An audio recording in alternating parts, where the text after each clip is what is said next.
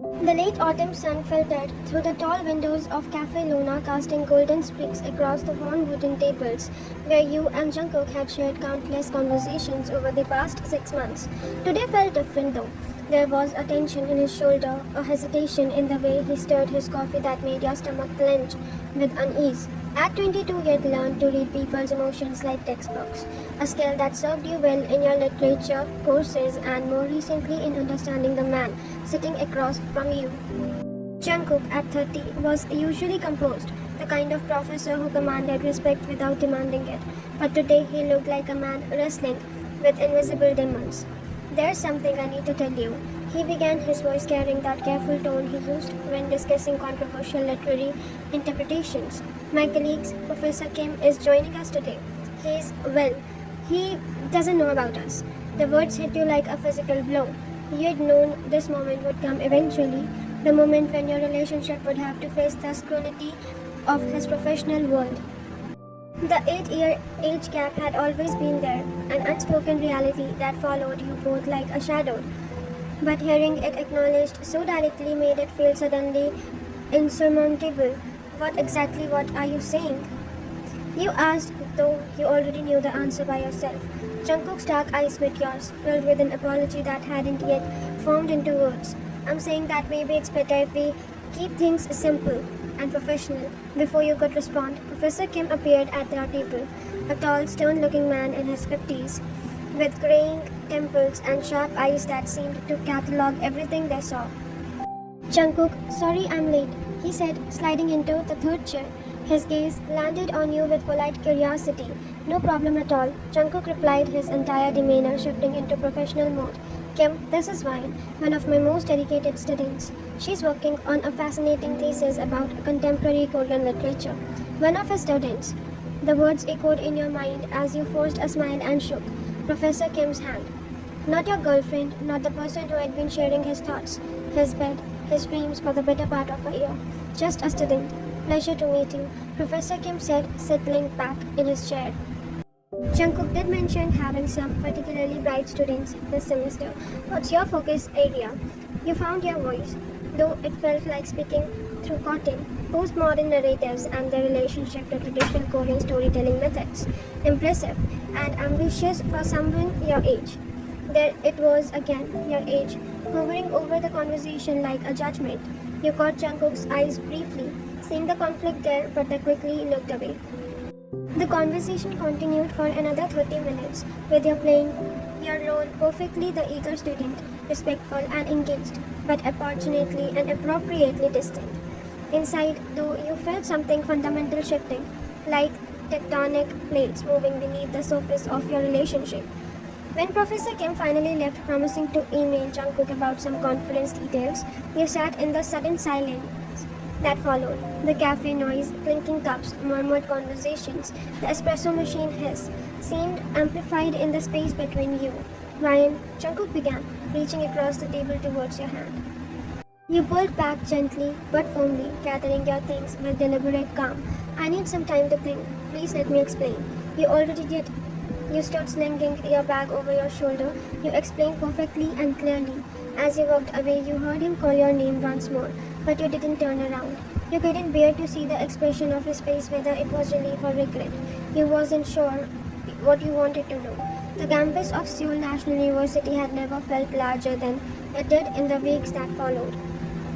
You found yourself taking circuitous routes to avoid the humanities building where Jungkook's office was located, timing your movements to minimize any chance to encounter him. It wasn't cruelty, it was survival for you. Your friends noticed the change immediately. You've been weird lately, your roommate Mina observed over breakfast on a rainy Tuesday morning, like weirder than usual.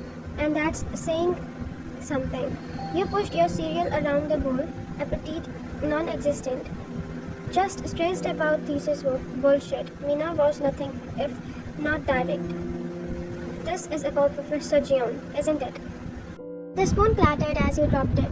What makes you say that? Oh, I don't know. Maybe the fact that you've been mopping around ever since you stopped going to his office hours.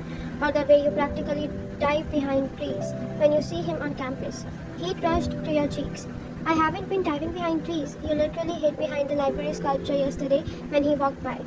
You had done that. The memory made you cringe. Look, Minna continued, her tone softening. I don't know what happened between you two, but whatever it was, this isn't healthy. You're miserable. She wasn't wrong. Sleep had become elusive, food tasteless, and threw yourself into your other courses and part-time job at the campus bookstore. But nothing could quite drown out the echo of Jungkook's voice introducing you as one of his students. Meanwhile, Jungkook was experiencing his own form of torture. His normally pristine office had become cluttered with half-graded papers and empty coffee cups. He had started to text you dozens of times each day, typing out messages he never sent. I'm sorry. Can we please talk? I miss you. I was wrong. Each draft felt inadequate, unable to capture the weight of his regret or the depth of his feelings. How do you apologize for making someone feel invisible? How do you explain that cowardice isn't the same as not caring? His teaching suffered. Students noticed that Professor John seemed distracted, that his usually engaging lectures had become mechanical recitation. He'd catch himself staring out at the classroom windows, hoping to glimpse you walked across the quad. You look like hell, his friend and fellow Professor Namjoon observed during their weekly lunch at the faculty dining room. When's the last time you went home before midnight? Jungkook pushed food around his plate much the same way you had been doing with yours. I've been busy avoiding whatever's eating you alive. Namjoon leaned forward, lowering his voice. This is about Ryan, isn't it? The confirmation was written across Jungkook's face before he could voice it. I messed up, Namjoon. I messed up badly. Want to talk about it? And so Jungkook found himself explaining everything. The relationship, the introduction to Professor Kim, your subsequent silence. Namjoon listened without judgment, occasionally nodding. So you were worried about what people would think, Namjoon summarized when Jungkook finished. I was worried about her reputation, about mine, about both of us. The mostly you were scared about was Jungkook's silence was answer enough. You know, Namjoon continued, I have known you for 8 years. I've never seen you as happy as you have been these past few months. Whatever was making you smile like that, it's worth fighting for. What if it's too late? Then you'll know you're tired. But Jungkook, right now you're not crying. You're just suffering. And so is she. 3 weeks into your mutual avoidance, fate intervened in the form of Professor Lee's mandatory seminar on research methodologies. We'd forgotten, Jungkook would be there as a guest speaker until you walked into the lecture hall and saw him at the podium, looking as surprised to see you as you were to see him. For 90 minutes, you sat in the back row taking meticulous notes while hyper-aware of his presence. He spoke about narrative analysis and contemporary literature, his voice carrying the passion that had first drawn you to the classes. But you also noticed the shadows under his eyes, the way his usually perfect appearance seemed slightly disheveled. When the seminar ended, you packed quickly, hoping to escape before he could approach. But as you reached the door, you heard Professor Lee call out, Ryan, could you stay for a moment? Your heart sank as you turned back to see both professors approaching. I was just telling Professor June about your thesis project. Professor Lee continued, his expressed interest in the potentially serving on your committee. The irony wasn't lost on you. You glanced at Jungkook, whose expression was carefully neutral. That's generous of him to offer. You managed. Well, I'll leave you two to discuss the details, Professor Lee said, already gathering his materials. Jungkook, thanks again for the excellent presentation. And then you were alone with him for the first time since that day at the cafe. Ryan, he began softly. I should go. You turned towards the door again. Please, the word stopped you. There was something raw in his voice, a vulnerability you had never heard before. Just 5 minutes. Against your better judgment, you turned back around. How are you? He asked. The question almost made you laugh. How was you? You were surviving barely. You were angry and hurt and confused, and still, despite everything, missing him desperately. I'm fine. You lied. He nodded as if he had expected that answer. I've been trying to figure out how to apologize to you. You don't need to apologize for making a professional decision. That's not what I did. His voice was firmer now. What I did was make a decision based on fear, and in doing so, I made you feel like something to be hidden. That's what I need to apologize for. You felt your carefully constructed walls beginning to crack, Jungkook. I know, I don't have the right to ask this, but could we talk? Really talk, not here but somewhere private. You studied his face, seeing exhaustion and regret and something else. That was hope, maybe. or desperation. I don't know if that's a good idea, probably not. He agreed, but I think we need to anyway. You agreed to meet him at his apartment that evening, a choice that felt both familiar and foreign. We had spent countless hours there studying together, cooking dinner, falling asleep in his arms while he graded papers. Now, standing outside his door, you felt like a stranger. He answered on the first knock, and the sight of him took your breath away. He looked exhausted, wearing sweatpants and an old t-shirt instead of his usual professional attire. His hair was messy, and as if he had been running his hands through it, and there was something vulnerable about seeing him in this way. "Come in," he said quietly, stepping aside. The apartment looked different too, cluttered in a way that spoke of sleepless nights and distracted days. Papers were scattered across the coffee table, empty takeout containers on the counter, and the general sense of someone barely maintaining the basics of daily life. "Can I get you something to drink?" he offered. "I'm fine." You remained standing near the doors, maintaining distance. He nodded, understanding. "Thank you for coming. I'm not sure why I did. Because despite everything we care about each other and this," he gestured between you both, "this isn't working for either of us." You couldn't argue with that. The past 3 weeks had been miserable for both of you. That much was obvious, so talk. You said, crossing your arms. "Explain to me how introducing me as just a student was supposed to make me feel valued in this relationship."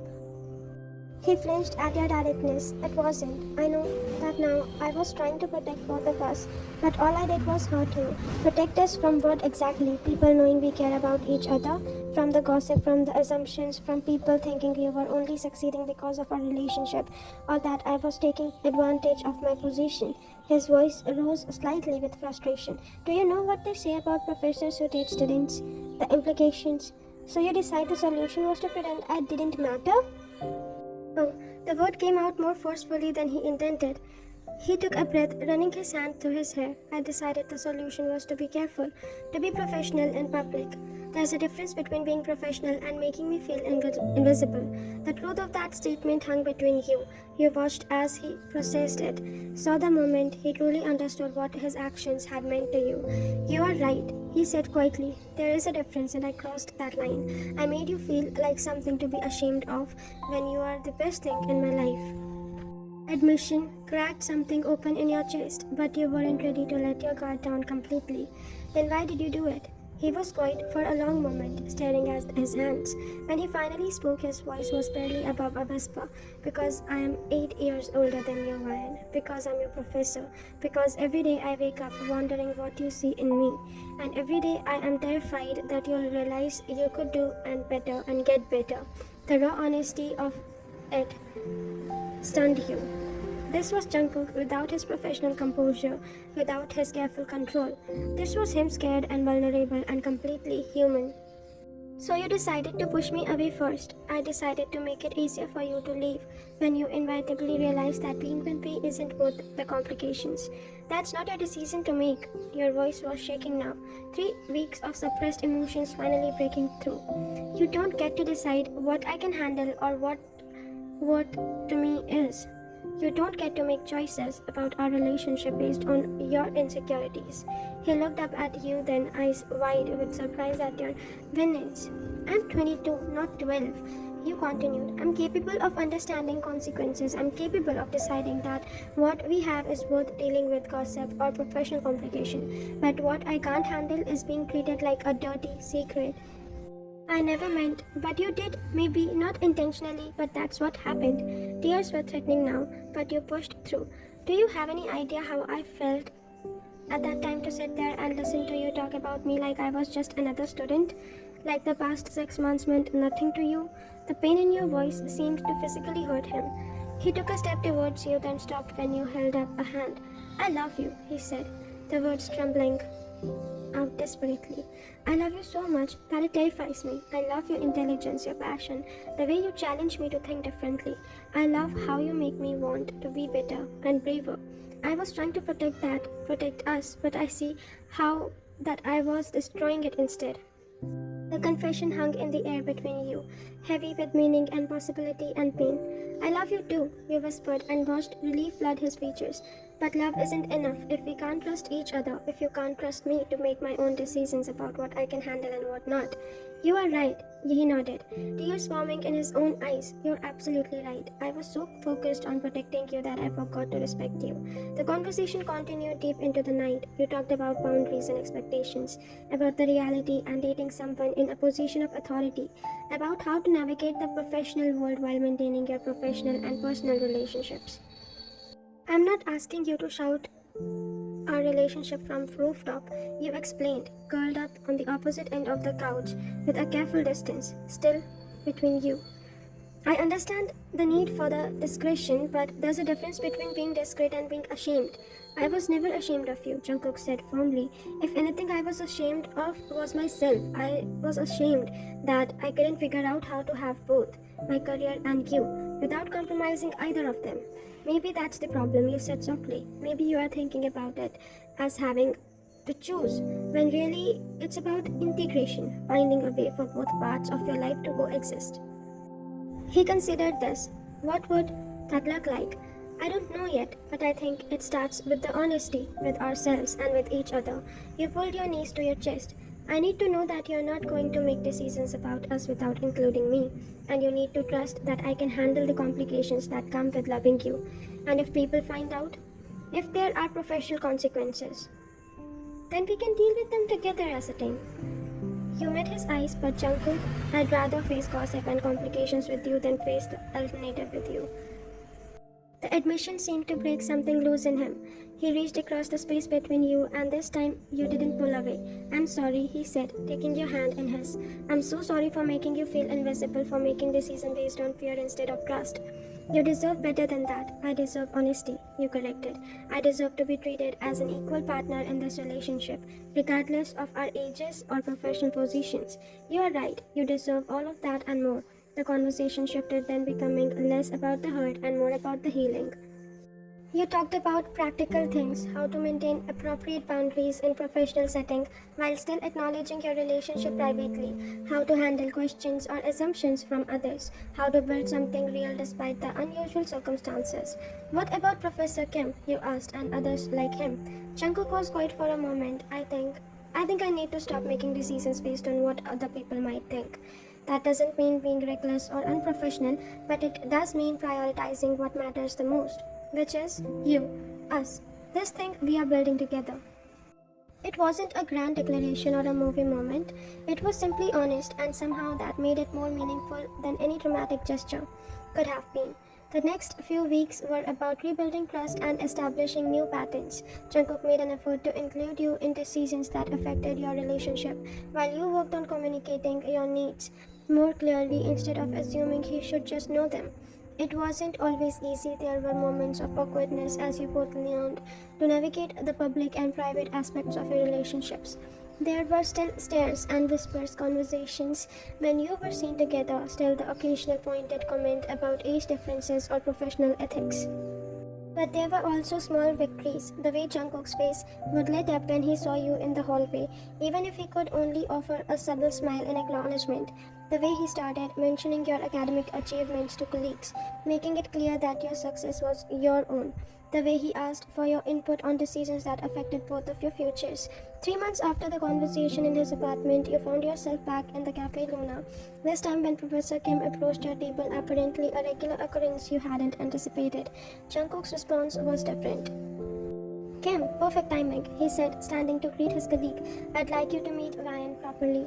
She's a brilliant graduate student working on contemporary Korean literature, and she's very important to me. It wasn't a dramatic announcement, but the way he looked at you, as he said it with pride, with affection, without shame, communicated everything that mattered. Professor Kim's eyebrows rose slightly, but his response was surprisingly warm. Ah, I see. Well, any graduate student impressive enough to catch Jungkook's attention, both academically and personally, must be exceptional indeed. The conversation that followed was natural, with you contributing as an equal participant rather than a student playing a role.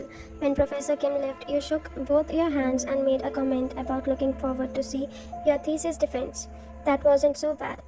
You observed squeezing Jungkook's hand under the table. No, he agreed, bringing your joined hands to his lips for a brief kiss. It wasn't. Your thesis defense was scheduled for a warm spring afternoon, and as you stood in front of the committee, including both Professor Lee and Jungkook, you felt a mix of nervousness and confidence that had become familiar over the past months.